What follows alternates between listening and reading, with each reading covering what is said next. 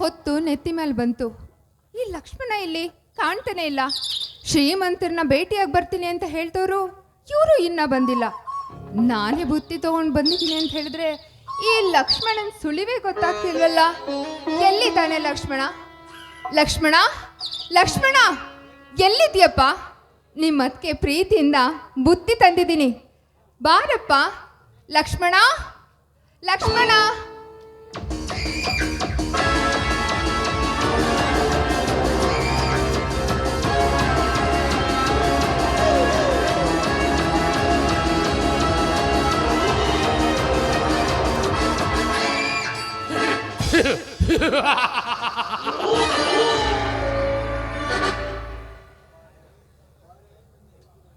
ಬಂದೆ ಬಂದೆ ನನ್ನ ಮುದ್ದಿನ ರಗಣಿ, ನಿನಗಾಗಿ ಓಡಿ ಓಡಿ ಬಂದೆ. ಯಾರು ನೀನ್? ಯಾಕೋ ಇಲ್ಲಿಗೆ ಬಂದೆ? ನನ್ನನ್ನೇ ಯಾರು ಅಂತ ಕೇಳುವ ಈ ನನ್ನ ಚಕೋರಿ. ನಾನು ಈ ಸುತ್ತೊಳ್ಳಿಗೆ ಮೀರಾ, ನನ್ನ ಹೆಸರು ಶಿವರಾಜ್ ಕುಮಾರ್ ಅಂತ. ನೀನು ಯಾವ ಊರಿ ಅಮ್ಮಿರ ಆದ್ರೆ ನನಗೇನು? ನೀನ್ ಯಾಕೆ ಇಲ್ಲಿಗೆ ಬಂದೆ? ನಿನ್ನ ನೋಡಲಿಕ್ಕೆ, ನಿನ್ನ ಜೊತೆ ಮಾತನಾಡಲಿಕ್ಕೆ, ನಿನ್ನ ಜೊತೆ ಬೆರೆಯಲಿಕ್ಕೆ. ಏ, ಸುಮ್ನೆ ಇಲ್ಲಿಂದ ಹೊರಟೋಗು, ಇಲ್ಲ ಅಂದ್ರೆ ಪರಿಣಾಮ ನೆಟ್ಟಗಿರೋದಿಲ್ಲ. ಸುಮ್ಮನೆ ಹೊರಟು ಹೋಗಲು ನಾನು ಇಲ್ಲಿಗೆ ಬಂದಿಲ್ಲ ಸೀತಾ. ಈ ನಿನ್ನ ಸುಂದರವಾದ ದೇಹದ ರುಚಿ ಇರಲು ಬಂದಿದೆ. ಏ, ರುಚಿ ನೋಡಕ್ ಬಂದಿರೋಂತ ಪಾಪಿ ಕಣೋ ನೀನು, ಪಾಪಿ. ಒಂಟಿ ಹೆಣ್ಣಿನ ಬಗ್ಗೆ ಈ ರೀತಿ ಎಲ್ಲ ಮಾತಾಡ್ತಾ ಇದೆಯಲ್ವಾ? ನಿನಗೆ ನಾಚಿಕೆನೇ ಆಗೋದಿಲ್ವಾ?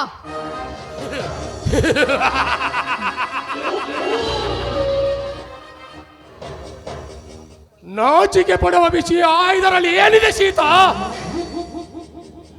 ನೀನೊಂದು ಹೆಣ್ಣು, ನಾನೊಂದು ಗಂಡು. ಬಾರೇ ರಗಣಿ ಬಂದು. ನನಗ್ ಮದುವೆ ಆಗಿರೋ ವಿಷಯ ನಿನಗ್ ತಿಳಿದಿಲ್ವೇನೋ? ನನಗೆ ಗೊತ್ತು. ನೀನು ಯಾರು, ನೀನು ಇಲ್ಲಿಗೆ ಏಕೆ ಬಂದೆ ಅನ್ನೋ ನನಗೆ ಚೆನ್ನಾಗಿ ಗೊತ್ತು. ಸುಮ್ಮನೆ ಮಾತಿನಲ್ಲಿ ವೇಳೆ ಹಾಳು ಮಾಡದೆ ಈ ಮನ್ಮಥ ಶಿವರಾಜನ ತೋಳ ತೆಕ್ಕೆಯಲ್ಲಿ ಬಂದು ನೀನೊಬ್ಬ ನೀಚ ಕಣು. ಒಂದು ಹೆಣ್ಣಿನ ಬಗ್ಗೆ ಈ ರೀತಿ ಸಿಕ್ಕಾಗೆ ಮಾತಾಡ್ತಾ ಇದೆಯಲ್ಲ, ಪರಿಣಾಮ ನೆಟ್ಟಗಿರೋದಿಲ್ಲ. ಕಾಲ್ ತೆಗಿ.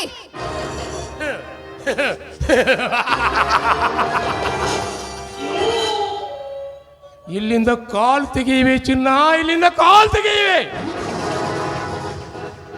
ಅದು ಹಾಗೇ ಅಲ್ಲ.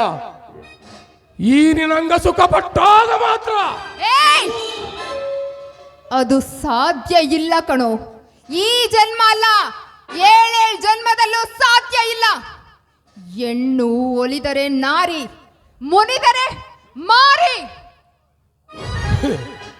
ಹಾಗೇನಾದ್ರೂ ನೀ ಮಾರಿಯಾದರೆ ನಿನ್ನನ್ನು ಯಲೋಕದಿಂದಲೇ ಪ್ರಯಾಣ ಮಾಡುತ್ತವೆ.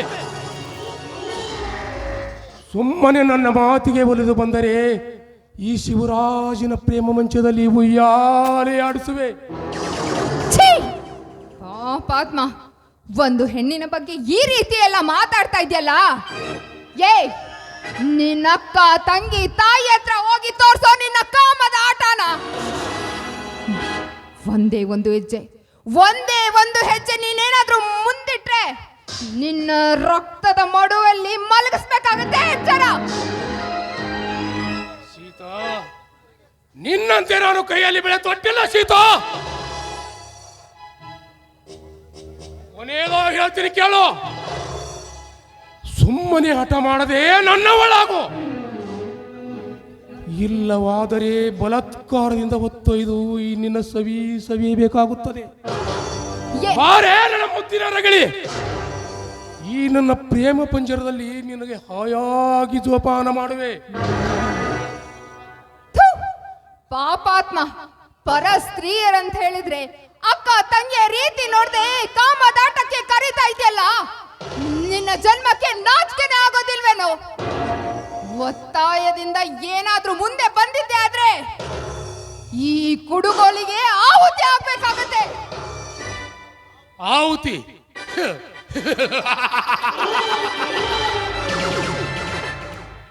ನನ್ನ ಪ್ರಾಣ ತೆಗೆಯಲು ನಿನ್ನಿಂದಲೂ ಸಾಧ್ಯವಿಲ್ಲ, ಆ ನಿಮ್ಮ ಅಪ್ಪನಿಂದಲೂ ಸಾಧ್ಯವಿಲ್ಲ.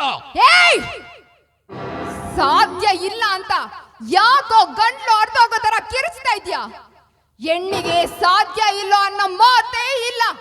ಹೆಣ್ಣು ಏನ್ ಬೇಕಾದ್ರೂ ತೋರಿಸ್ತಾಳೆ ಕಣೋ, ಸಾಧಿಸ್ತಾಳೆ. ಅಲ್ಲ, ಇಷ್ಟೆಲ್ಲ ಆಗ್ಲಿಲ್ಲ ಅಂದ್ರು 10 ಕರ್ದಾದ್ರು ನಿನ್ನ ಮಾನನ ತೆಗಿತೀನಿ. ಇಷ್ಟೆಲ್ಲ ಮಾತಾಡಿದ್ರು ನನಗೊಂದು ಅರ್ಥ ಆಗ್ಲಿಲ್ಲ. ನೀನು ಒಂದು ತಂದೆಯ ರಕ್ತಕ್ಕೆ ಹುಟ್ಟಿದವನಲ್ಲ. ನಿನ್ನ ವಂಶ ಪಾರಂಪರೆ ಈಗ ಬಂದಿರ್ಬೇಕು ಅನ್ನಿಸ್ತಾ ಇದೆ. ಸೀತಾ, ನೀನು ಏನ್ ಬೇಕಾದ್ರೂ ಮಾತನಾಡು ಸೀತಾ, ಏನ್ ಬೇಕಾದ್ರೂ ಮಾತನಾಡು. ನೀನು ಮಾತನಾಡುವ ಮಾತು ಒಂದೊಂದು ಹೂವಿನ ಹಾಗೆ ಗಮಗಮಿಸಿ ಚುಂಬನ ಕೊಟ್ಟಂತೆ ಆಗುತ್ತಿದೆ. ನೀನು ನನ್ನ ಮಾತಿಗೆ ಬರೆದು ಬರೀ 5 ನಿಮಿಷ ನನ್ನವಳಾದ್ರೆ ನಿನ್ನನ್ನು ನನ್ನ ಬಂಗಾರದ ಪಲ್ಲಕ್ಕಿಯಲ್ಲಿ ಹೊತ್ತು ನನ್ನ ಮನೆಯ ದೇವರ ಧರ್ಮ ದೇವತೆ ಅಂತ ನಿನಗೆ ಸಾಯುವವರೆಗೆ ಪೂಜಿಸುವೆ.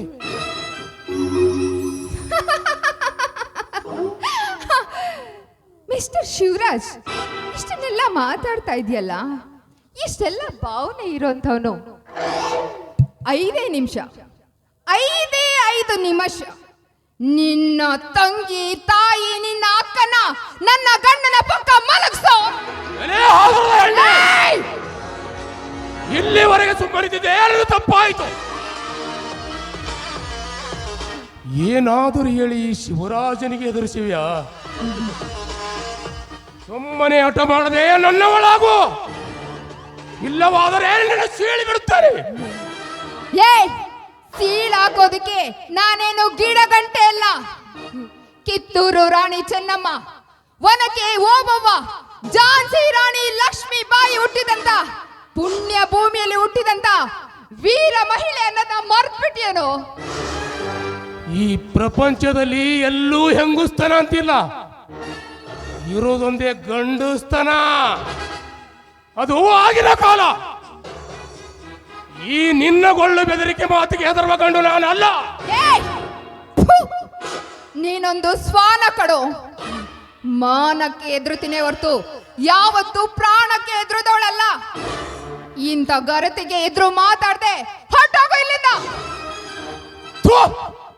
ಗರತಿ ಎಂದು ಹೇಳಿಕೊಳ್ಳುವ ನೀನು ಆವಾಗರ್ತಿ. ನೀನು ಎಂಥವಳೆಂದು ನನಗೆ ಚೆನ್ನಾಗಿ ಗೊತ್ತು. ನೀನೊಬ್ಬ ಹೊಲಸು ಜಾತಿಯ ಹಂದಿ ಕಣೋ. ಯಾಕೆ ಯಾಕೆ ಈ ರೀತಿ ನಾಯಾಗೆ ಬೋಗ್ಲುತ್ತಾ ಇದ್ಯಾ? ಒಂದು ಹೆಣ್ಣಿನ ಬಗ್ಗೆ ಈ ರೀತಿ ಹೀನಾಯವಾಗಿ ಮಾತನಾಡ್ತಾ ಇದೆಯಲ್ಲ. ನಿನ್ನ ರುಂಡ ಚೆಂಡಾಡ್ಬೇಕಾದ್ರೆ ನಾನೇ ರಣಕಾಳಿಯಾಗಿ ನಿನ್ನ ರುಂಡನ ಚೆಂಡಾಡ್ತೇನೆ.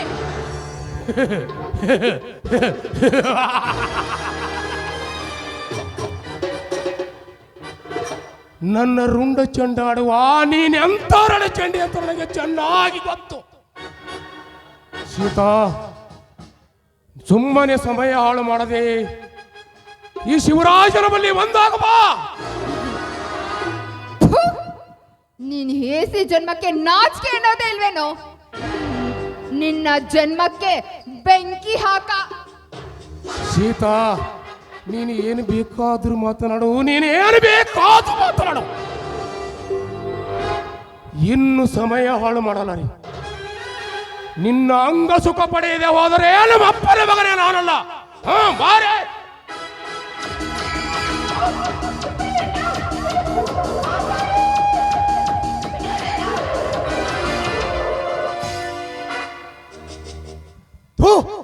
ಪಾಪಿ ನನ್ನ ಮಗನೇ, ಒಂದು ಪವಿತ್ರವಾದ ಹೆಣ್ಣನ್ನು ಕೆಣಕುವ ನೀನ್ಯಾವ ಗಂಡಸೋ?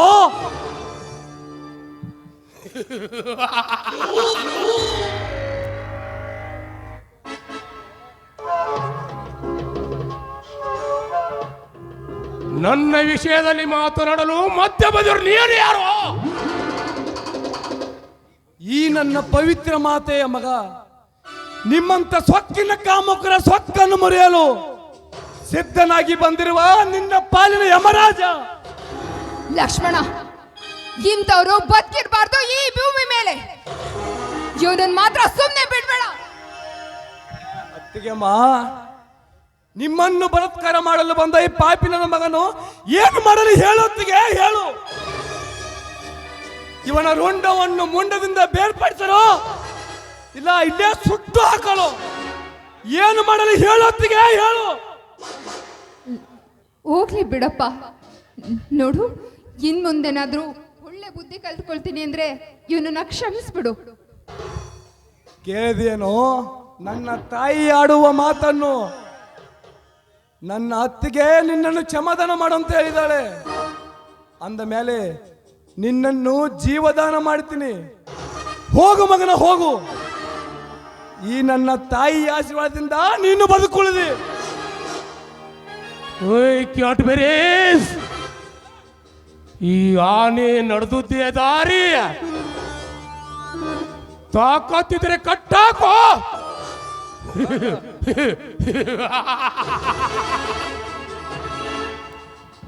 ನಾನು ಮತ್ತೆ ಬರ್ತೀನಿ, ನೋಡ್ಕೋತೀನೋ. I mind it.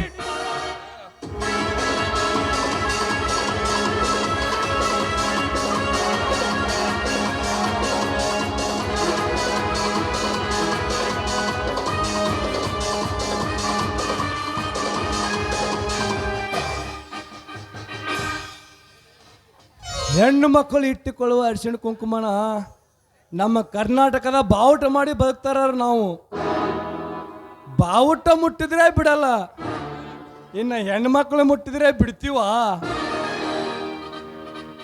ಅತ್ತಿಗೆಮ್ಮ, ಅಪ್ಪ, ನೀವೇಕೆ ಇಂಥ ಸಮಯದಲ್ಲಿ ಒಬ್ಬಳೆ ಬರಲು ಹೋದ್ರಿ? ಅಲ್ಲಪ್ಪ, ಹೊಲಕ್ಕೆ ಹೋಗ್ತೀನಿ ಅಂದ್ಬಿಟ್ಟು ಬಂದವನು ನೀನು ಬರಲಿಲ್ಲ. ಆ ಶ್ರೀಮಂತರನ್ನ ಭೇಟಿಯಾಗಿ ಬರ್ತೀನಿ ಅಂತ ಹೇಳಿದ್ ನಿಮ್ಮಣ್ಣ ಮನೆಗೆ ಬರಲಿಲ್ಲ. ಅದಕ್ಕೆ ನಾನು ಬುತ್ತಿ ತಗೊಂಡೆ. ಅಷ್ಟರಲ್ಲಿ ಇಂಥ ದುರಂತ ನಡೀತು. ದಯವಿಟ್ಟು ಈ ವಿಷಯ ನಿಮ್ಮ ಅಣ್ಣಂಗೆ ತಿಳಿಬಾರ್ದಪ್ಪ. ನಿನ್ನ ನಾಳೆಗೂ ಹೊತ್ತಿಗೆ ಇಲ್ಲಿ ನಡೆದ ವಿಷಯನೂ ನಾನು ಅಣ್ಣನ ಮುಂದೆ ಹೇಳುವುದಿಲ್ಲ. ಹಾಂ, ನಡೆಯತ್ತಿಗೆ ಬೇಗ ಮನೆಗೆ ಹೋಗೋಣ. ಬಾರಪ್ಪ.